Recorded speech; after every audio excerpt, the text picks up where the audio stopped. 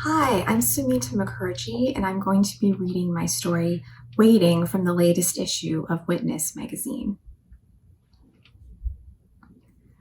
At the burn unit, waiting for news of my 9-year-old daughter, I lattice my fingers and squint at tiny parallelograms of fluorescent light.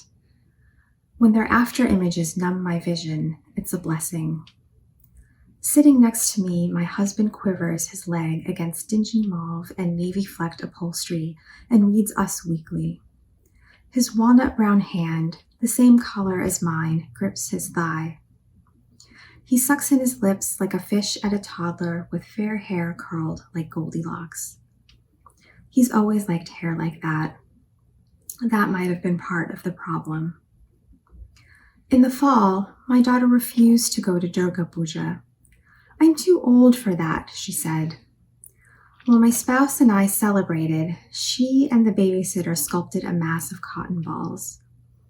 Remnants of glue peeled her palms, but she beamed at the towering heap. It's a mother, she said. She's expecting a baby. Some cotton balls swayed at the mother's belly. She wasn't pregnant. She was molting, revealing a purer flesh. Her father said, "It's beautiful," and then glared at me, demanding that I compliment the wispy beast. "It's interesting," was all I managed. My daughter furrowed her bony face. Later, for Halloween, she painted her hands, neck, and face until they paled like milk.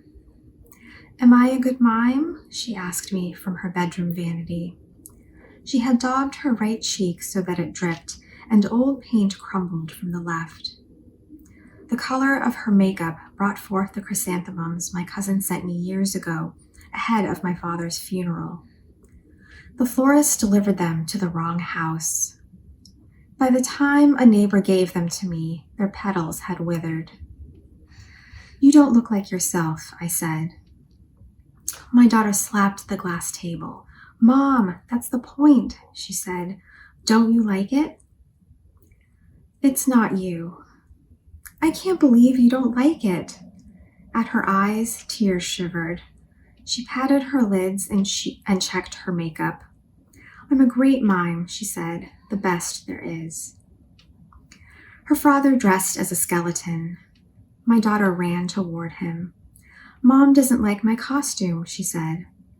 He faced her away from me and whispered what must have been a joke because they laughed. And then they left and returned triumphant. My daughter dropped 2 chocolate kisses into her mouth. "Everyone liked it," she said, her hand sweeping up the length of her costume and face. "People said I could be a professional." What blurred by? Thanksgiving and failed turkey and tender string beans and the thrilling cacophony of Black Friday and my daughter's billowing silence. Then, this morning. She complained of stomach pains and begged to skip school. While I hunted for the thermometer, she fell back on the couch and hid her eyes beneath her arm. "You don't have a fever," I said. "You're going." She rolled off the couch and onto the oak floor. "Don't make me, please don't make me," she said. "Get up, please," I said, waiting until she stood. "What's the real reason you don't want to go?"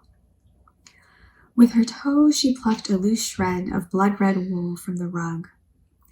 "Everyone at school is calling me a terrorist. They've been saying it for weeks. I can't go back."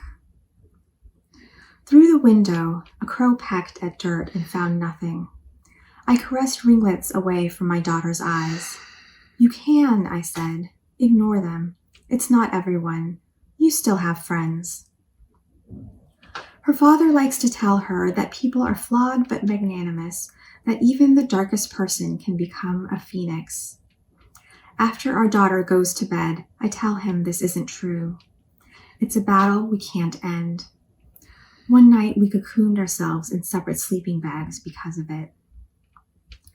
My daughter slid into her sneakers. I wanted to tell her that hiding was pointless, that she would be found out even if she shrouded herself like a mummy and buried herself beneath the earth. All of us want to hide, to escape any part of ourselves. But the agony of that desire is that it can never be met. Many see our surfaces and believe that is all there is. We journey on. As we walked to school, my fingertips feathered my daughter's back. Old acorns littered the sidewalks, and she kicked them with every stride.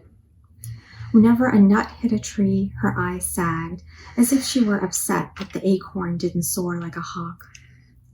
I kissed the top of her head at the school steps and didn't look back as I strolled home. In the kitchen, I listened to an interview with the author of Lemony Snicket and salted boiling water and sliced russet potatoes for Oliver Thorkery.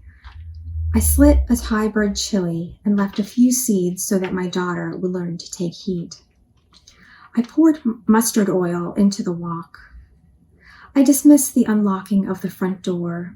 My husband liked playing hooky from work, the scampering up the stairs, the TV blaring an ad to keep socks the whitest of white.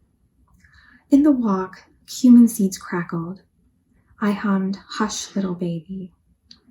And then it traveled, a scream more piercing than the cry of a shot fox. I raced upstairs and screamed myself. On the bathroom floor, my daughter writhed. Blistered skin swung from my daughter's arms and cheeks. She screamed again and grasped her chin. It peeled the way skin does from an apple. Antiseptic air assaulted my lungs. I collapsed. By my daughter's side rocked an open container of bleach. Her hand trembled toward her arm, and I stopped her from touching her newly salmon skin. "Mom," she said, keening the word, "I just wanted them to like me." Back in the waiting room, the trauma surgeon approaches in taupe scrubs. I imagine her telling me, "You are not without sin." My husband slips his damp hand under mine and squeezes. He wants intimacy, reassurance. I crush his hand and he blanches. With my other hand, I crush my own and will my bones to break. Thank you.